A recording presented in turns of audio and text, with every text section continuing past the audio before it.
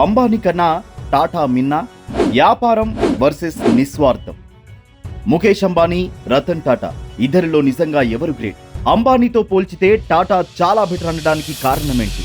అంబానీ సంపాదనతో పాటు ప్రచారానికి ప్రాధాన్యత ఇస్తారా? టాటా అలా చేయకపోయి ఉంటే అంబానీని మించిపోయేవారా? అంబానీ కన్నా టాటానే ప్రజలు ఎక్కువ అభిమానిస్తారెందుకు? ఈ ప్రశ్నలకు సమాధానాలను తెలుసుకోబోయే ముందు సోషల్ పోస్ట్ టీవీని వెంటనే సబ్స్క్రైబ్ చేసుకోండి ఫ్రెండ్స్. అలాగే ముఖేష్ అంబానీ, రతన్ టాటా ఈ ఇద్దరిలో మీకు ఎవరంటే ఇష్టమో కామెంట్ రూపంలో తెలియజేయండి గాయ్స్. ఈ వీడియో మీకు తప్పకుండా నచ్చుతుంది కాబట్టి మొదటి నుంచి చివరి వరకు మొత్తం చూశాక లైక్ అండ్ షేర్ చేయడం మర్చిపోకండి మిత్రమా. ఇక వీడియోలోకి వెళ్దామా? ముఖేష్ అంబానీ, రతన్ టాటా ఈ ఇద్దరి గురించి తెలియని వారు మన దేశంలోనే కాదు ప్రపంచ వ్యాప్తంగా కూడా ఎవరూ ఉండరంటే అతిశయోక్తి కాదేమో. ఎందుకంటే వ్యాపార సామ్రాజ్యాలను విస్తరించడంలో వీళ్ళిద్దరూ ఇద్దరే అని చెప్పొచ్చు. లక్షల కోట్లు సంపాదించడంలోనూ వీళ్ళు దాదాపు సమానులే. కాకపోతే ఒక విషయంలో మాత్రం వీరిద్దరికీ అస్సలు పోలిక ఉండదు. అది వయస్సు కాదు, మరేంటి? అదే ఈ స్టోరీలోని అసలు సిసలు ట్విస్ట్. ముఖేష్ అంబానీ, రతన్ టాటా ఇద్దరూ సమాన వయసు వాళ్ళు కాదు. ముఖేష్ అంబానీ కన్నా రతన్ టాటా 20 ఏళ్లు పెద్దవాడు. కానీ ఇద్దరు వారసత్వంగా వచ్చిన కుటుంబ వ్యాపారాలను విజయవంతంగా కొనసాగిస్తున్న వారే. ముఖేష్ అంబానీకి తన తండ్రి ధీరుభాయ్ అంబానీ ద్వారా రిలయన్స్ అనే అతిపెద్ద సంస్థ రూపంలో లక్షల కోట్ల రూపాయల సక్సెస్ఫుల్ బిజినెస్ చేతికందింది. ఇక రతన్ టాటా విషయానికి వస్తే ఆయన ఫ్యామిలీ బ్యాక్గ్రౌండ్ కొంచెం పెద్దగా ఉంటుంది. టాటా గ్రూప్ వ్యవస్థాపకుడు జెమ్షెడ్జీ టాటా కాగా ఆయన కుమారుడు రతన్ టాటా. రతన్ టాటా నావల్ టాటాను దత్తత తీసుకున్నాడు. ఆ నావల్ టాటా కుమారుడే ప్రస్తుతమున్న రతన్ నావల్ టాటా.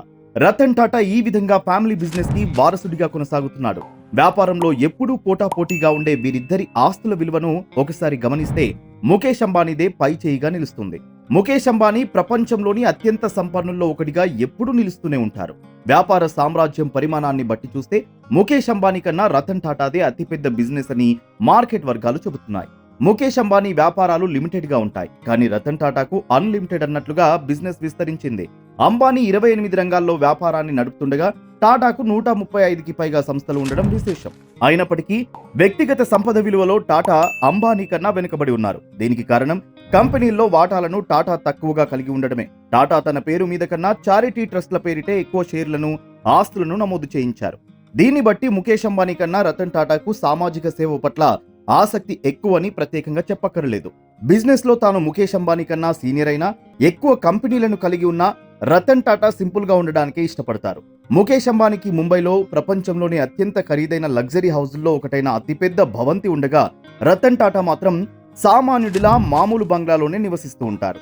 ముఖేష్ అంబానీ తన సంస్థల్లో దాదాపు సగం వాటాను తన పేరు మీదే ఉంచుకోగా రతన్ టాటా మాత్రం 1% వాటానే కలిగి ఉన్నారు. అందువల్ల వాటాల విలువ, కంపెనీల మార్కెట్ వాల్యూ పెరిగినప్పుడల్లా అంబానీ వ్యక్తిగత ఆస్తుల విలువ అమాంతం పెరుగుతూ ఉంటుంది. తద్వారా అంబానీ నిత్యం వార్తల్లో నిలుస్తూ ఉంటారు.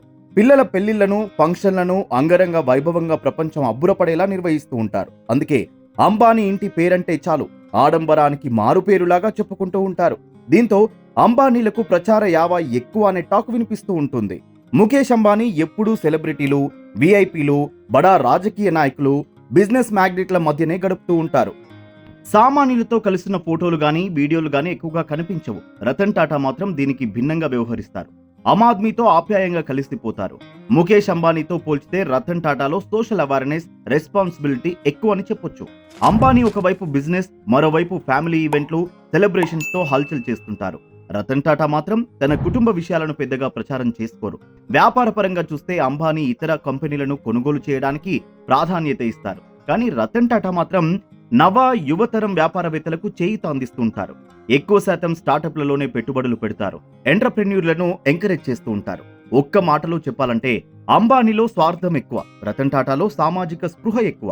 అంబానీది వ్యాపారం, టాటాది నిస్వార్థం. కాబట్టి అంబానీలపై రాజకీయంగా కూడా ఆరోపణలు వస్తూ ఉంటాయి. టాటా మాత్రం పాలిటిక్స్ కి దూరంగా ఉంటారు. దేశం కోసం, ధర్మం కోసం అనే పాలసీని ఫాలో అవుతారు. అందుకే అంబానీ కన్నా టాటానే ఎక్కువ మంది ప్రజలు ఇష్టపడుతూ ఉంటారు. మానవతావాదిగా మెచ్చుకుంటారు. డబ్బులు ఉండడం గొప్ప కాదు, వాటిని 10 మందికి పంచిపెట్టాలని మంచి మనసు ఉండడం గ్రేట్ అంటూ ఉంటారు. రిలయన్స్ గ్రూప్ సంస్థలు కార్పొరేట్ వర్కింగ్ స్టైల్ ని ఫాలో అవుతుంటే టాటా గ్రూప్ కంపెనీలు కార్పొరేట్ సోషల్ రెస్పాన్సిబిలిటీకి, నైతిక విలువలకు, మానవీయతకు పెద్దపీట వేస్తుంటాయి. ఈ నేపథ్యంలో దేశంలోని యువత పనిచేయడానికి ఫస్ట్ ప్రిఫరెన్స్ ఇచ్చేది టాటా సంస్థలకే కావడం చెప్పుకోదగ్గ విషయం. ముఖేష్ అంబానీ మెంటాలిటీ మొత్తం డబ్బు చుట్టూ తిరుగుతుంటే రతన్ టాటా మనస్తత్వం మాత్రం పేద ప్రజల కోసమే పరితపిస్తుంది.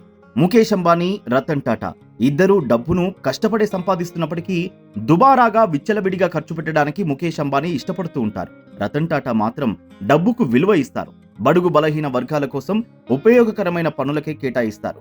అన్ని వైపుల నుంచి ఆలోచిస్తే ముఖేష్ అంబానీ కన్నా రతన్ టాటానే మిన్నా అనే మాట సమాజం నుంచి వినిపిస్తోంది. రియల్ హీరో రతన్ టాటానే అంటారు. మీ అభిప్రాయం ఏంటో కామెంట్ రూపంలో షేర్ చేయడం మర్చిపోకండి.